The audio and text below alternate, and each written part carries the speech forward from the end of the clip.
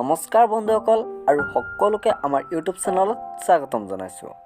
আমি আজি ভগৱান শ্ৰীকৃষ্ণৰ নিজ মুখে কৈ যোৱা কেইটামান মহান তথা মূল্যৱান বাণী এই ভিডিঅ'টোত আলোচনা কৰিম। আশা কৰোঁ এই বাণীকেইটাই আমাক বহুত কিবা শিকোৱাব। সাগৰ হওক বা সংসাৰ, যি ধৰ্মৰ নৌকা প্ৰস্তুত কৰে সি ঠিকেই পাৰ হৈ যায়।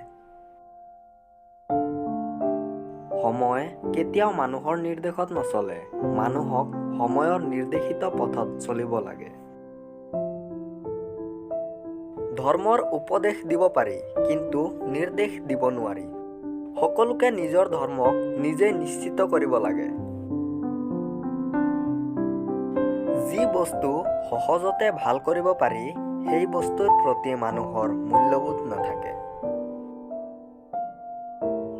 চৰিত্ৰৰ পৰীক্ষা তেতিয়াই হয় যেতিয়া কাৰোবাৰ লগত সম্পৰ্ক হয়। সুগন্ধি, দুৰ্গন্ধ আৰু মানুহৰ স্বভাৱ কোনোদিনেই লুকাই নাথাকে। ভাগ্য বুলি একো নাই, যি আছে অথবা যি পাইছা সেয়া হ'ল তোমাৰ কৰ্মৰ ফল। কাৰোবাৰ ওপৰত খং কৰি থকাৰ অৰ্থ হ'ল যে নিজে বিষ খাই বেলেগক মৰাৰ আশা কৰা। ক্ষতি কিন্তু তোমাৰে হ'ব।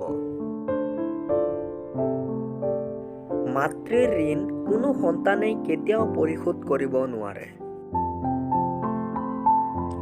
জীৱনক এক দীঘলীয়া যাত্ৰাপথ মন কৰি আগুৱাই যোৱা। তোমাৰ উদ্দেশ্য ঠিক থাকিলে এদিন নহয় এদিন সঠিক পথৰ সন্ধান পাবা।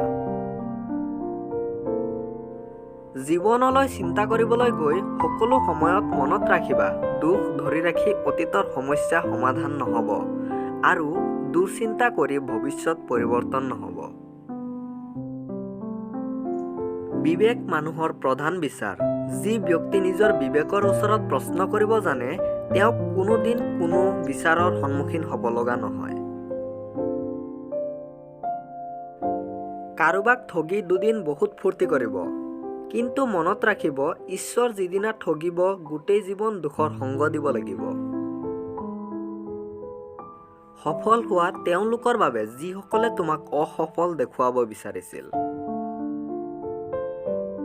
পুৰুষ নিজকে যিমানেই মহান নাভাবক কিয়, তাৰ জন্ম নাৰীৰ গৰ্ভতেই হৈছে। কোনো নাৰী নিজকে যিমানেই আধুনিকতা গঢ়ি নতুলক কিয়, তাৰ পূৰ্ণতা দান কোনো পুৰুষেই কৰিছে। বন্ধুসকল, এইখিনি আছিল আজিৰ উল্লেখ কৰিবলগীয়া ভগৱান শ্ৰীকৃষ্ণৰ কেইটামান মূল্যৱান বাণী। আশা কৰোঁ আপোনালোকৰ ভিডিঅ'টো চাই ভাল লাগিলে লাইক কৰিব, কমেণ্ট কৰিব, শ্বেয়াৰ এণ্ড ছাবস্ক্ৰাইব কৰিব আৰু আপোনালোকৰ সকলোকে আগন্তুক ইংৰাজী নৱবৰ্ষৰ শুভেচ্ছা যাচিছোঁ। আকৌ আমি অন্য ভিডিঅ'ত লগ পাম। আজি ইমানেই। Thank U.